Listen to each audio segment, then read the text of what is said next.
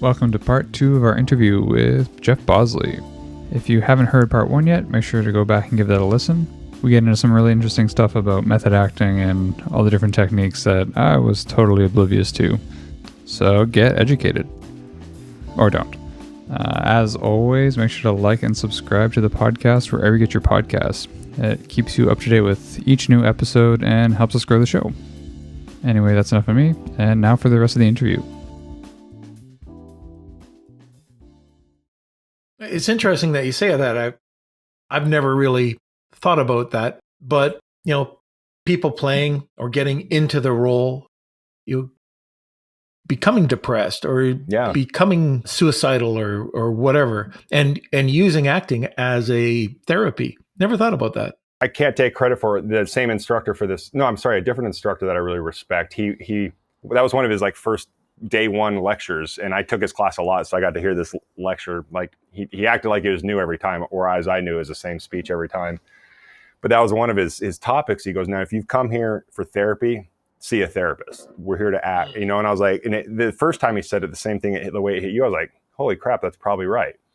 And I fail to believe if you're acting, like I said, if I'm playing a Navy SEAL, at the end of the day, I keep using Navy SEALs because I keep getting cast as a Navy SEAL because I got pretty blue eyes, I got tattoos and muscles, and that's the Hollywood Navy SEAL. But, I'll play a Navy SEAL. Little kid Jeff will have the time of his life. He's getting paid to pretend. He's loving every second of it.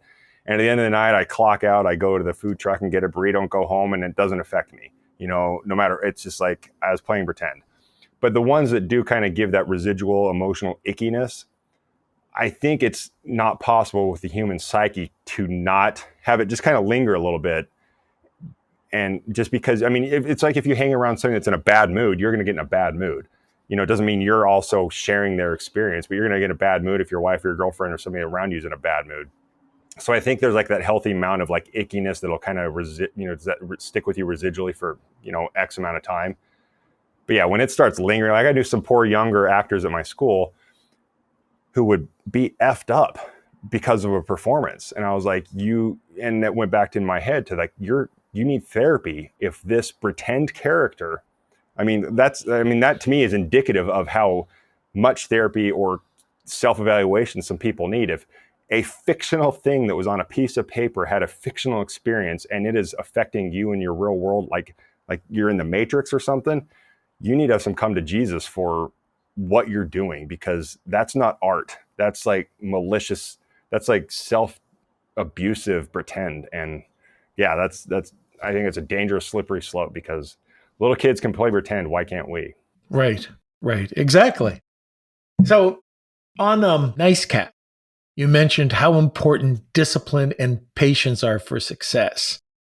So I'm just kind of wondering, have you always had them, or were these learned? I think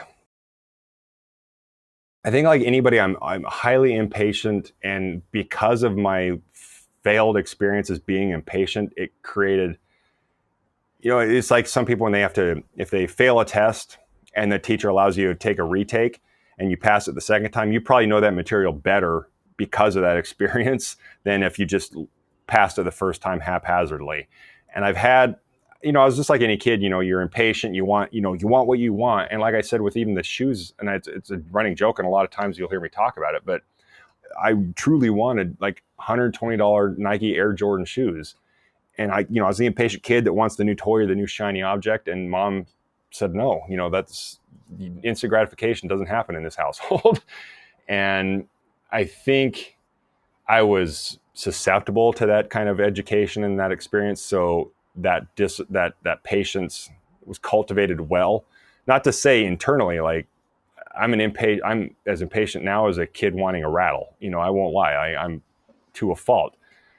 But I guess maybe my Buddhist compensatory mechanism for that impatience is that discipline, is channeling that discipline or channeling that impatience into whatever I can and discipline. And like I said, it's a weird self-feeding. It can be a downward spiral, because the more disciplined I get, the more disciplined I get, which makes me more rigid, which makes me more impatient because things aren't going, I get things more and more my way, which makes me more impatient when things don't go my way. So it's a weird it's an ebb and flow, but it's like a river full of like Elmer's glue rather than water. Like it still flows, and it still bounces off the banks, but it's a little bit more viscous. And the discipline has been a self-feeding mechanism for years, and it's good and bad. It can border on to being OCD sometimes, I would admit. I think anybody in my family and my girlfriend would admit that. And how do you, like, you're in Hollywood, you're getting, all sorts of roles. How do you continue to hone your skills as an actor?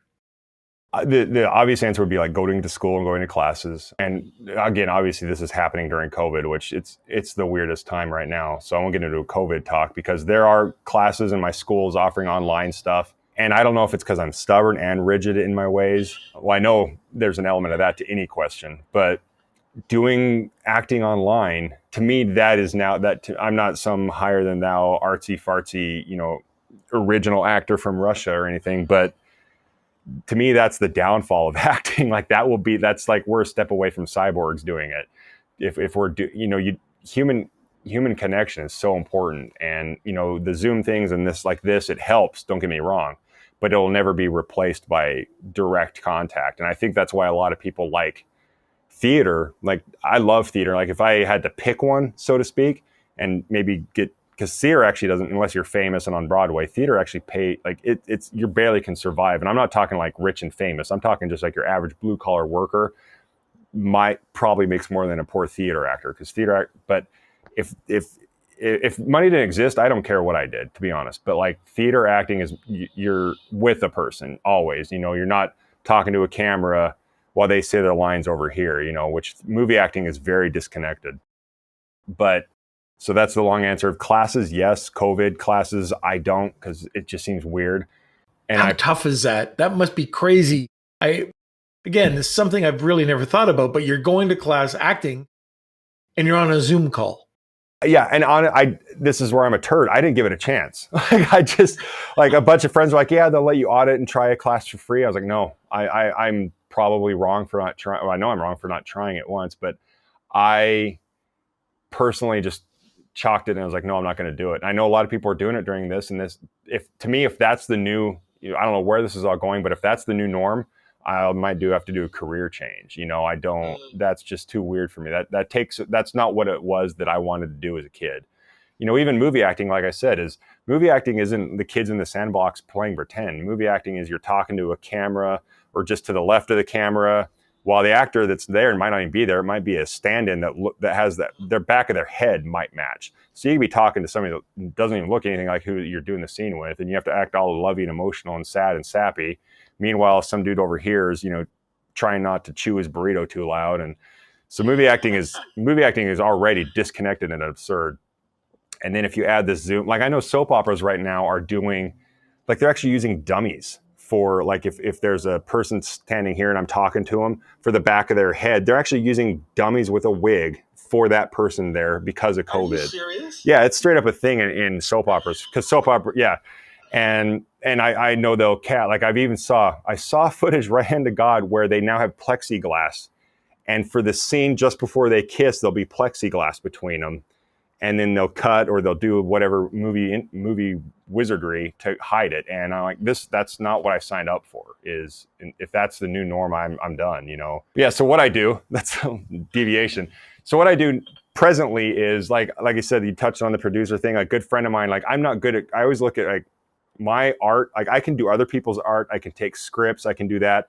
I can conceive an idea, but ultimately for me, my ideas are kind of like my turds. I say every time I get a tattoo, I say this is a tattoo artist. I'm like, here are my ideas. Like I'll go to a tattoo artist and I'll be like, I'm not married to this idea. Here's my concept. Here's my blah. Here's my pile of poop. Now make art. I'm like, that's kind of what I am with this stuff. And so what I've been trying to do with one of my best Hollywood friends, he can actually create stuff. And I'll be like, hey, Scott, here's make blah out of it. And he'll write stuff. And we're trying to, social media influencers have really screwed up content, that word content, like content creators, because when I hear content creator, I think the YouTube kids that jump off balconies and make $24 million a year.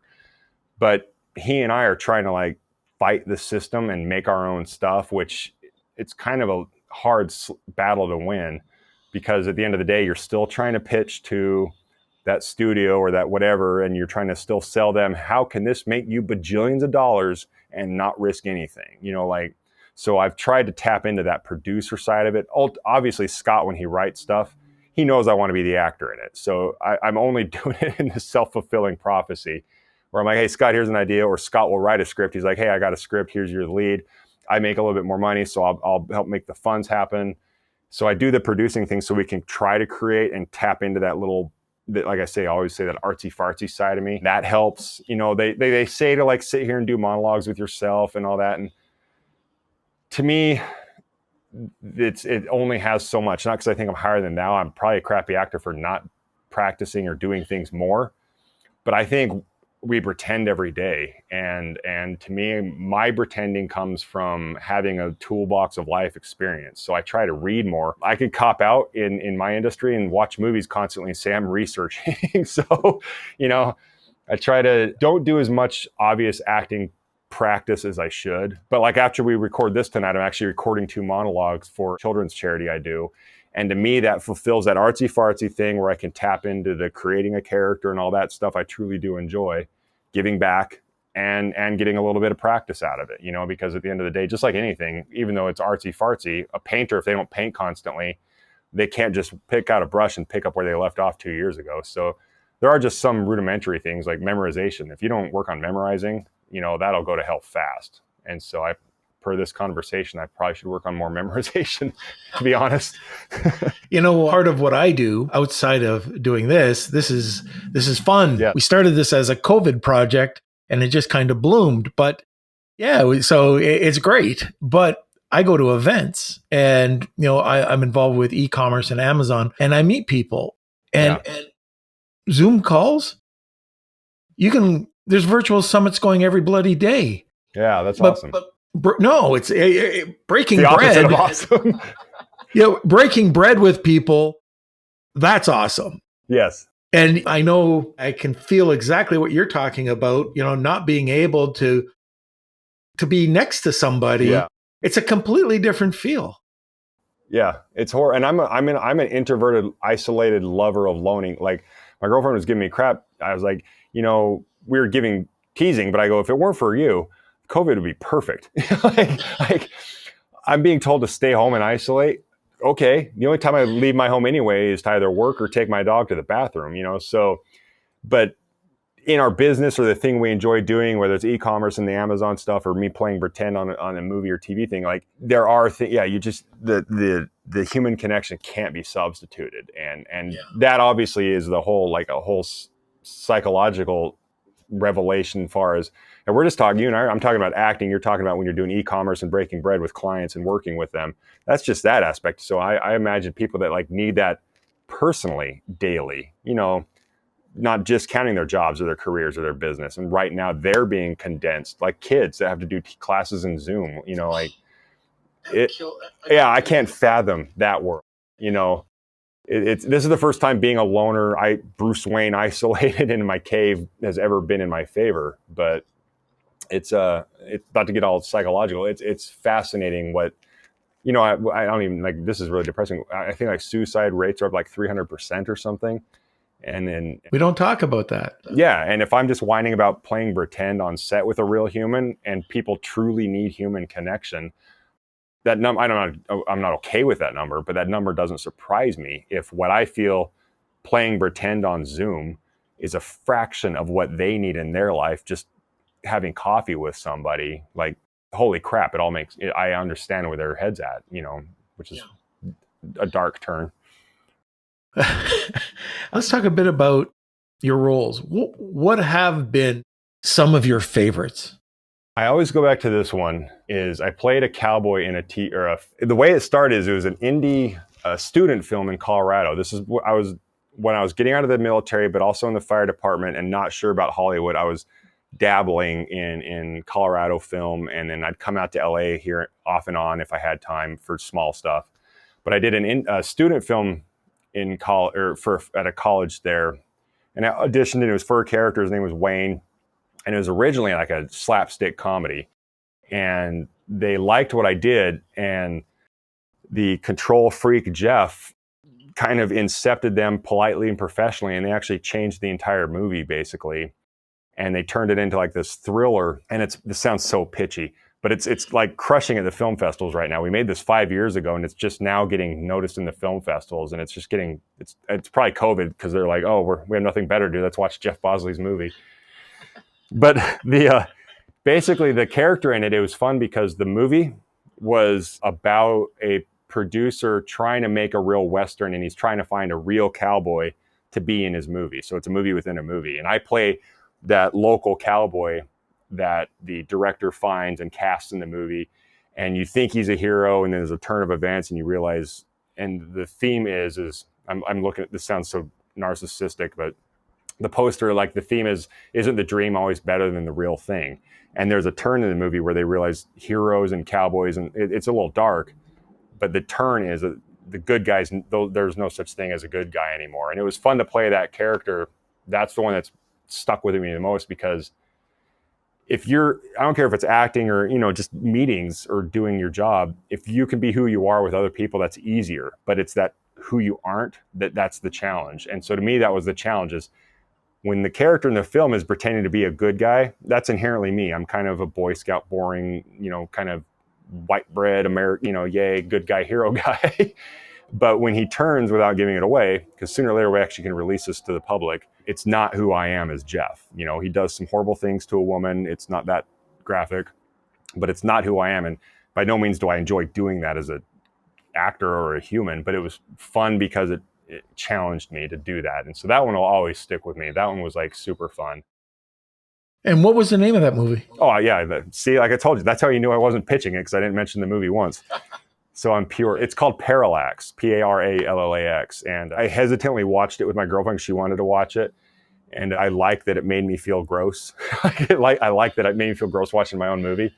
So that means I still have morals. But people seem to love it. And when it's out, the little weird secret or unknown fact, when movies are in festivals, they can't be publicly viewable.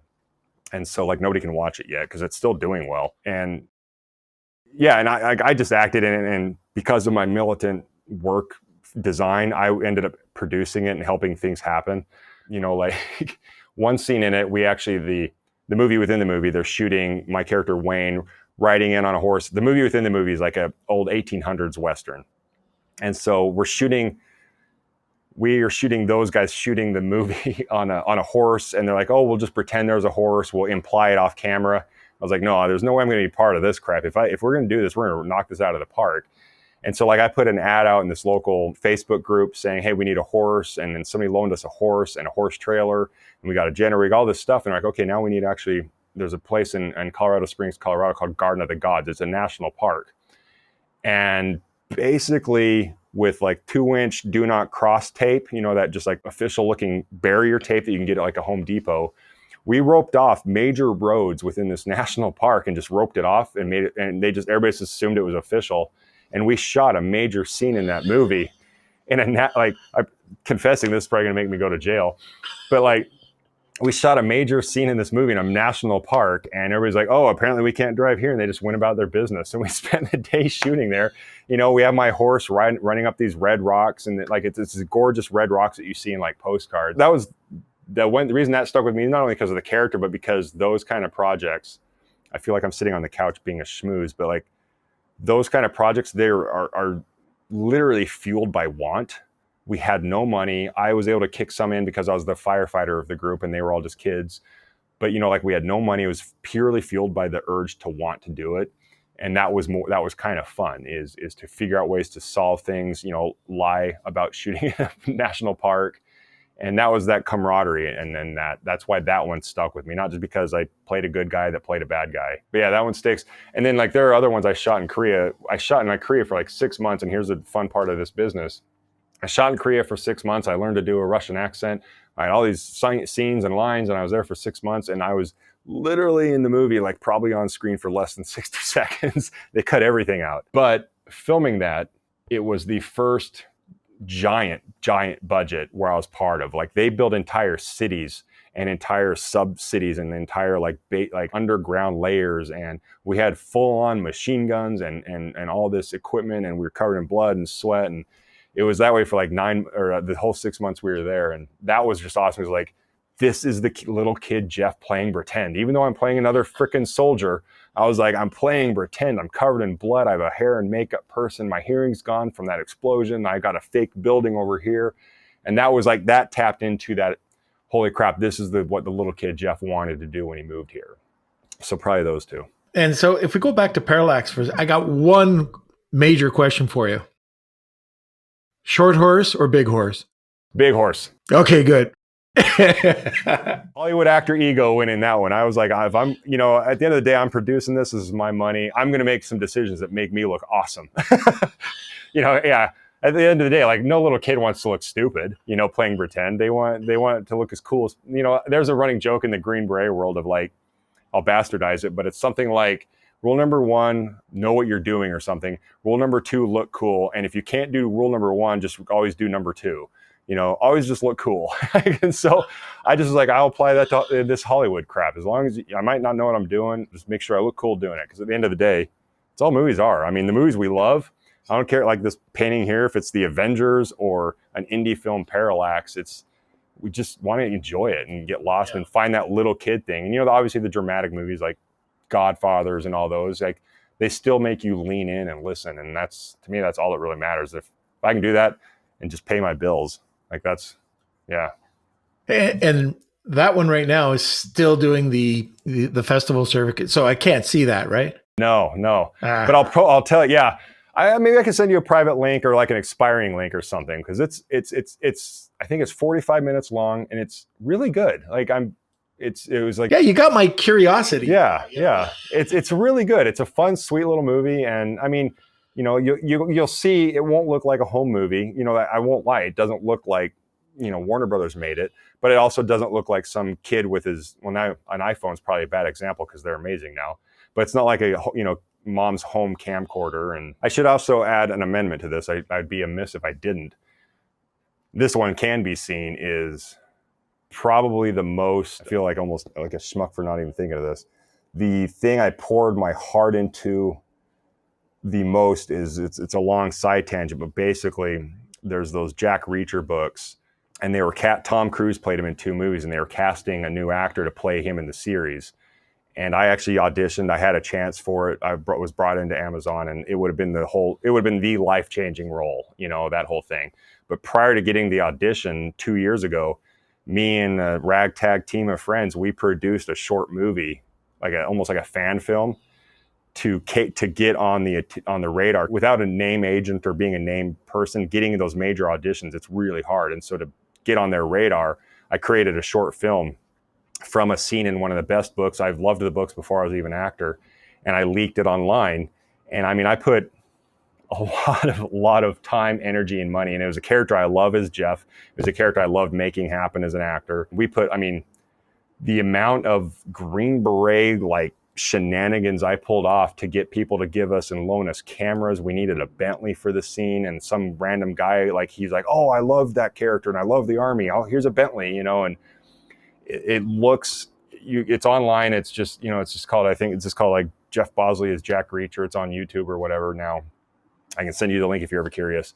But it looks like a movie. It's what you it looks like what you would see in the theater. We had the sound design, I've very rarely in Hollywood the last 7 or 8 years, I always tried to do favors for others, but I never wanted to be that favor asker. And then I flipped that. I was like, no, I'm being that poor, annoying bastard and calling in every favor I had. I had stunt coordinators, makeup artists, sound designers. Some guy, actually, there's this amazing guy. He, if it weren't for him, we wouldn't have been able to do it. Like the guy that you'll see all the footage of Keanu Reeves shooting his gun at this one shooting range online. The guy who owns that range, he and I are friends. He let me shoot at his personal house for 2 days. He just left for 2 days and let us have full run of his house. And in LA, if anybody can make a buck off you, they would. And he didn't, like in LA, they'd charge you like $500 a night to shoot, like all sorts of stuff. And he's like, oh, just move in whatever you need. And a guy loaned us like a $20,000 camera for free. And that one is the most like heart, soul, mind, body, spirit infused job I ever did. And it was all for free and all out of pocket and all on my own. And so when I didn't get the role, fast forward, it was like finding out Santa wasn't real, because you're not supposed to if you got crushed on every role you didn't get the audition for, the suicide rate in Hollywood would be, through the roof. It's just massively depressing. But this one I allowed to happen. I was like, I'm gonna go at an 11, and I know if I don't get it, I'm gonna crash. But I want to know, back to like something I said on the Nice Cast, I think at one time, like I always go to that burn your boats metaphor of like, I want to know without a freaking doubt I did everything in my human power to make this. And to this day, it still gets reposted and people still comment on it, and it looks like a movie. And it would probably be tied with Parallax as far as like a thing I did that wasn't just it wasn't a paycheck. There's the common denominator between those two projects is they were purely driven by passion. Oh, I gotta get a link to that one too. Yeah, I'll get that one easily. Yeah, happily. It's good. It's a lot of people hate the thing about it, and this is a little pitchy, but if you don't know the books, the character in the Jack Reacher books, he's 6'6" tall, and he's a 250-pound dude. And if you've seen any Tom Cruise movies, that's not Tom Cruise. And so that obviously didn't go well with the fans. So me being 6'6", 250 pounds, a lot of people loved it because they're like, oh, this is what we wanted. This is the guy we wanted. So, but it's really good. I'm proud of it. I hate saying this, but you were right. I had a hard time seeing Tom Cruise play that part. Yeah. And did you know the books though, when you saw the movies? No, I didn't. Well, that's the thing is to his credit, like a lot of people go, oh, do you hate Tom? I'm like, no, I liked these books before Tom Cruise made them. When Tom Cruise made them, because I knew of the books, I was like, this is not accurate. But Actor Jeff, I would kill for his career. He gets to do what he wants.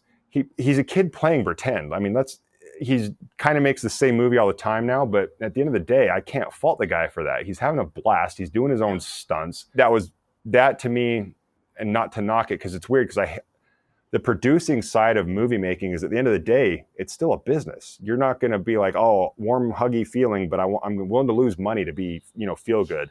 That's bad business. So you put Tom Cruise in a movie, guaranteed income right there.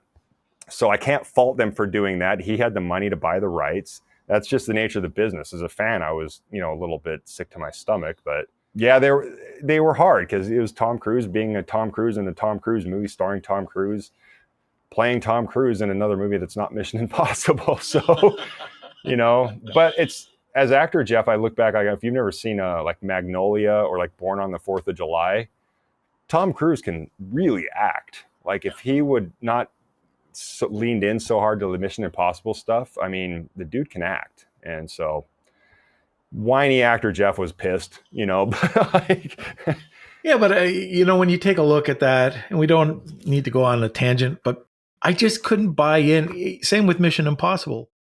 I agree that he's a great actor, but these two parts, Mission Impossible and this, it took away from it. Yeah, no, yeah, because especially Mission Impossible, it takes away from it, but I guess in a way you can turn off a little bit of ignorance. And I think that's why a lot of the fans with Jack Reacher, the source material and the author intimately states frequently throughout the book how his presence, his size, his just 6'6" and 250 to 60 pounds will never look the same as 5'7", 150. It's just not possible. So the source material just beating that character feature to death, there's no excuse. Like if you put a gun to my head right now and said, what's Ethan Hunt's build in the source material?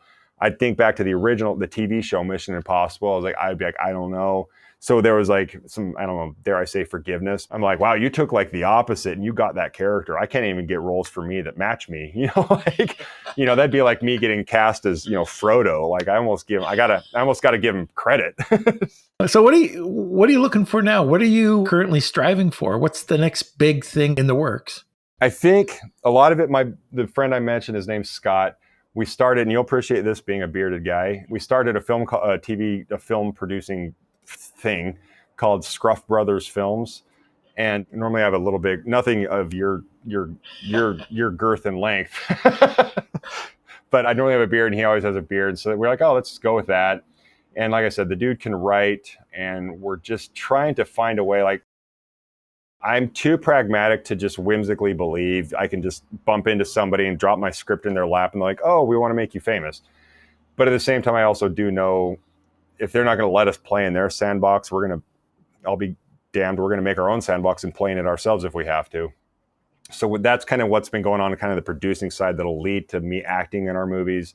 Like he has a script now, and he just called optioning it, where basically people buy the rights to it temporarily. And if they don't make it till then, the writer gets it back. He just optioned one of his scripts, our projects, to somebody. And the dream is they go, hey, who would you want in this? And my buddy goes, hey, Jeff. But otherwise, he just gets funding, and that's that. So that's kind of that side of it. Jeff, like at the end of the day, this sounds almost desperate, but I just love acting. Like I don't care what I'm doing, because of union stuff and trying to have a sense of like creating your own levels. I try to only audition for like somewhat larger roles, and you kind of have to self push. Which with that, it's great because I'm getting auditions. Like I got the Jack Reacher audition. I've got other big ones. Like I got a big one for Falcon and the Winter Soldier. I didn't get it, but I got getting in these doors as a no name. That's like a giant step, even though it doesn't pay the bills or let you go play. But so I'm just trying to keep with that inertia. COVID is messing the world up. Like even big stuff like Mission Impossible 30 is shooting somewhere in Hungary or whatever. And even COVID's screwing them up. So the industry is a disaster right now. Every time people try to shoot, somebody gets COVID and it goes to crap. And if you're in the union, you can't do any like off the books stuff to just get your fix. So that's why Scott and I did this. I'm like, well, I can't act in non-union stuff, which is a little bit more, sometimes more flexible and shady. So I'm like, well, Scott and I will do this. So I just keep trying to keep trucking at that.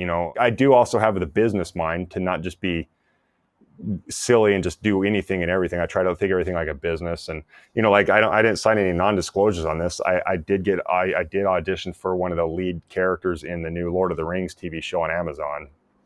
So yeah, that exactly. You knew. How'd you know?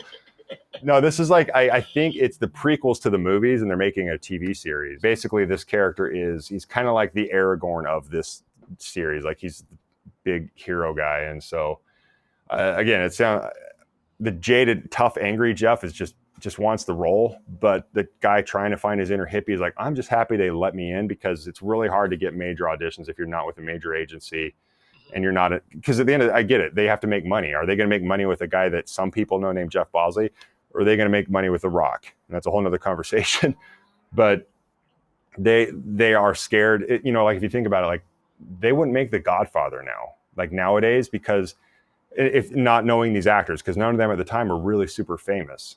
So like to have a whole cast of like kind of unknowns making a movie about the mob, that's scary to make. And so like the risks studios are making now, which is, I say this a little jaded, which is why you see the same people and everything is because that's guaranteed income. And I don't know if COVID is going to help or hurt that. Like, I don't know if they're going to go, we're desperate for new materials and new movies, cast anybody, or they're just going to lean into it and go, every movie from here on out is going to have The Rock and Tom Cruise. Like, I don't know what extreme it's going to go. But for me, I just desperately want to act, and not in a desperate way, but I really freaking love acting, and just a lot of it. I don't think I'm perfect at acting. My manager's really good at getting like reviews from casting directors, and every time it's been like, he was great, he just didn't fit physically the role. And if that's the worst critique I get out of I want to say I'm up to like 700 auditions already in the last 7 years. If that's my worst critique, that sucks, because I can't fix that, but that's a good critique to have. But so now I'm just trying to fight the system. Hollywood is not a get out what you put in kind of thing. So it's just plugging away. And yeah, there's this really cool, I should have touched on, it's really sweet. There's this program here in California where these kids, it's called the Young Storytellers Program, where they take like, I don't want to say at-risk youth, but they're kids that kind of might need something to do or direction. And they basically write, these are middle schoolers. I do it mostly for grade schoolers, but these are middle schoolers who I don't know how they guide them on to write a monologue, or if they give them a topic, or if they just say, hey, freeball it. But they write a monologue and have us perform it, and they keep it anonymous, but they tell us the backstory to it. And some of them are like, they sadly talk about some of the stuff like talking about their home life and some hideous things, and it is these kids, you would think, and especially in America, I think, or at least my experience, because I only know America, middle schoolers, to me, I'm like, holy God, I can't imagine I'm a middle schooler right now. Like, they seem like a lost cause. And these kids write some of the most eloquent things. And they basically reach out to actors in LA to like perform them and record them. And they play them in front of the school. I had a pretty boring life. And I can't imagine having anything I created read and performed in front of the school. Like, so it's a long story short. These kids are astonishing. And that's what I'm recording tonight is a thing for these kids. So, And what was that called again? it's another, yeah, they're on Instagram and everything, called Young Storytellers.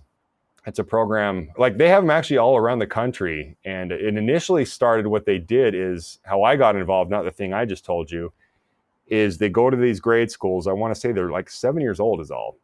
And they teach them how to write a script. They teach them like beginning, middle, and protagonist, antagonist. They don't get too deep, but they teach them that. And then the kid will dictate the story. They'll create the characters. We'll teach them the elements of like storytelling, not too deep, but just storytelling to get them involved in like the concept of reading again. And then we know how to format a script, and we'll type the script out for them. It's only like 5 pages. And in the end of like 8 weeks, so the end of 8 weeks, they have an assembly and in front of the school. They actually bring in actors. So like I've been a mentor and an actor, but the mentor will mentor them and write the script, and then they'll actually cast. You can't do both with the same student, but they'll have actors come in and audition for their roles, and then the students will pick. They're like, oh, I want him to be this character, and you'll get a stack of scripts, and you'll perform the plays live, basically. And it's a shit show of fun.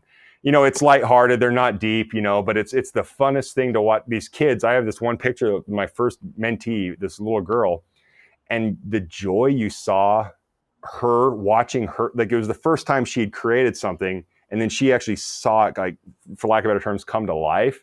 It was fascinating. It was the coolest thing. This program deserves every ounce of credit it gets, so again, I'm not long-winded, I know. The most heartfelt one to, like, I guess, encapsulate what they do is this little girl that, like, she did a script where the character was a girl that couldn't speak English. And so she actually wrote it. The little writer girl wrote it in Spanish. So all the actors, luckily that day that they cast, knew how to speak Spanish. So they did, the whole play was in Spanish. So if you didn't speak Spanish, you didn't know what was going on. But she wrote it as the little girl, that was her superpower. That she could speak Spanish. And at the end of the play, it revealed that she felt that was her weakness. And you saw the little girl when the actors, because the actors could pick up the vibe. They saw, they're like, oh, this little girl obviously feels very out of place because she can't speak English. And they amped it up to an 11 when, like, she became the superhero. I'm even getting chills thinking about it right now.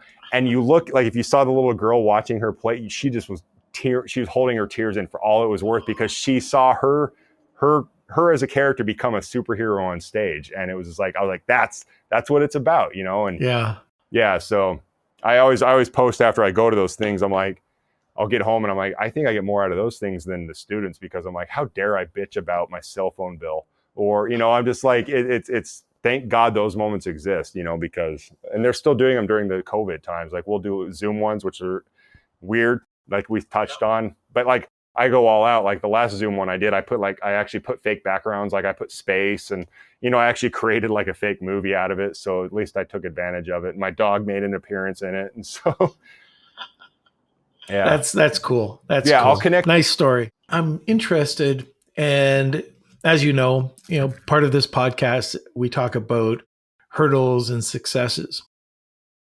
What has been your biggest hurdle? What did you do to get around it? And what did you learn from it?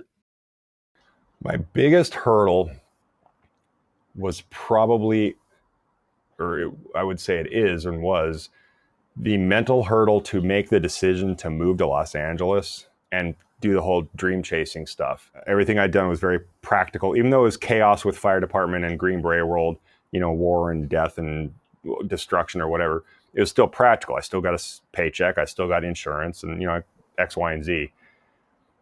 So the hurdle to overcome that terror and that fear mentally, I would say that was the biggest hurdle of the holy crap, I'm about ready to sell everything I own, because I don't have a place to live. I'm going to go live on a couch to basically do everything I'm not. That whole pack a bag, move to LA thing, I swore I would never do, and I'll be damned if I didn't end up doing it. But to get over that mental hurdle, that was the hurdle of, I mean, even now it almost gives me anxiety thinking about like, how in God's name did I trick myself into doing that? Like even now, just telling me, like thinking I had no job, and this is practical, Jeff. Like this is a guy that has like 5 backup plans already, and finally this moment happened. And the way I got over it, like the seed was there. It's tattooed on my arm actually. The way I overcame it was almost embarrassment, and it.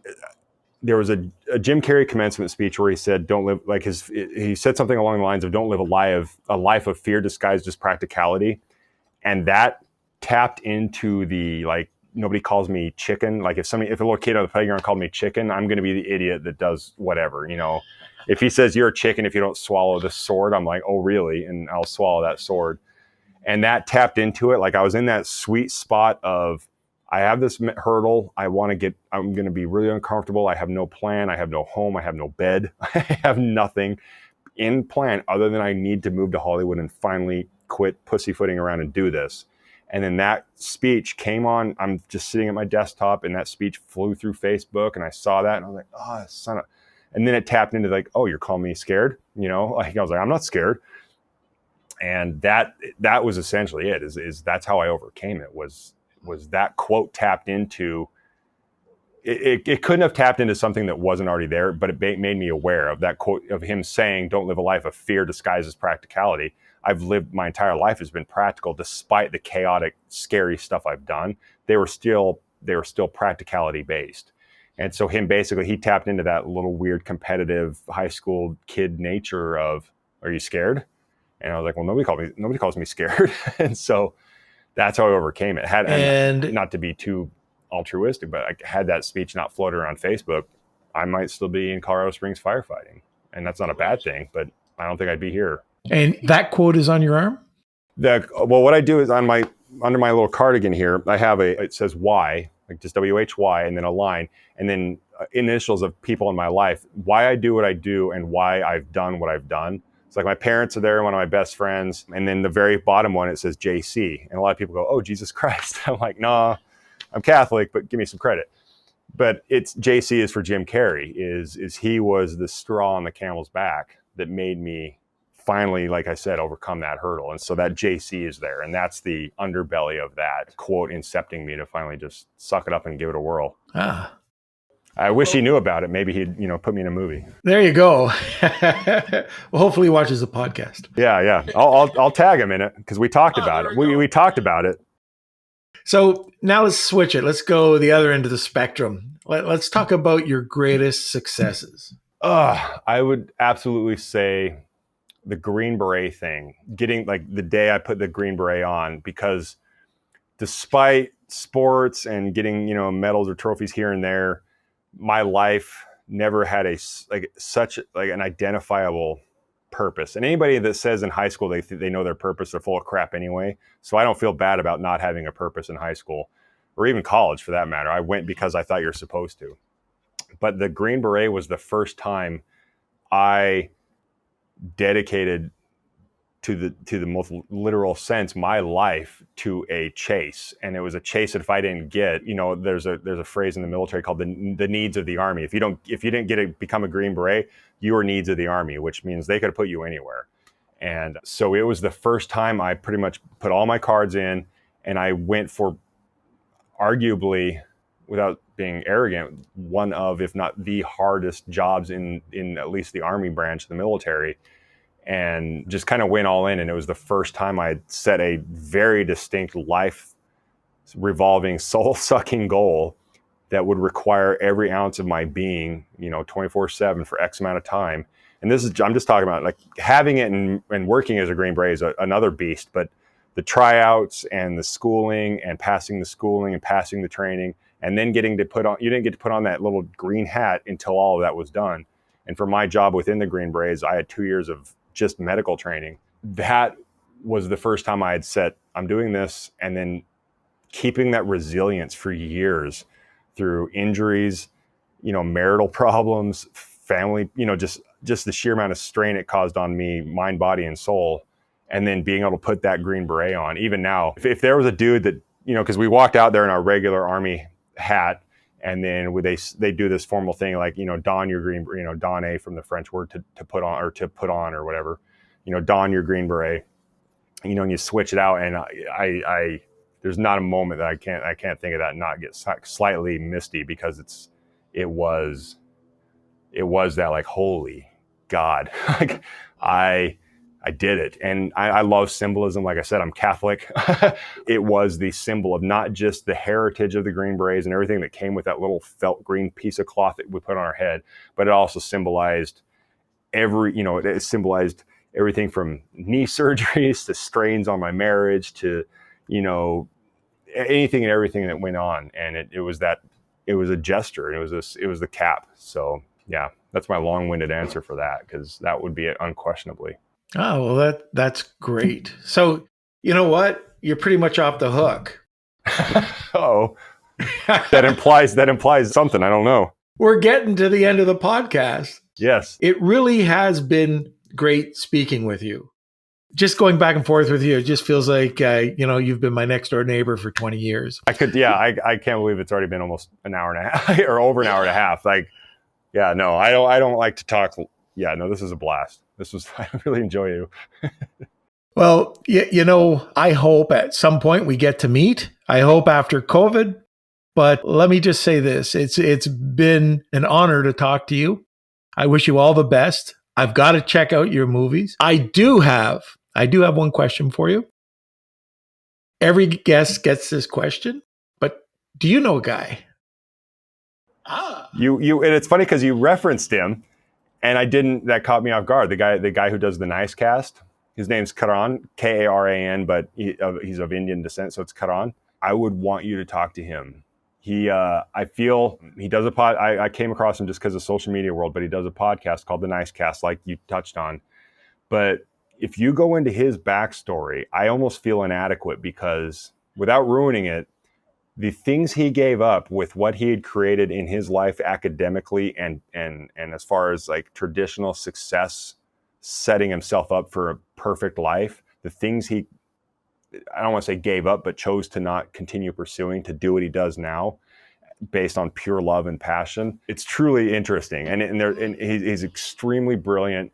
But he's a nerd. Like, believe it or not, I'm a huge nerd, and he and I have deep nerd text conversations on movies, but like, he has a very deep philosophical approach to things. He has an Indian heritage, so he has a lot of interesting thoughts on karma, but he applies it to like modern day Western, American thought process. He's fascinating. Like, 2 hours won't be enough. I promise you that. I'll try to raise the bar. He's not just another guy playing pretend in Hollywood. He's truly a creative and interesting individual. Well, I can't wait to talk to him. I'll connect you. No question. All right, sir. Well, thank you so much. Thank you. I'm so glad you guys reached out, and I'm kind of thank Larry too. All right. Thanks, Jeff. Thank you so much.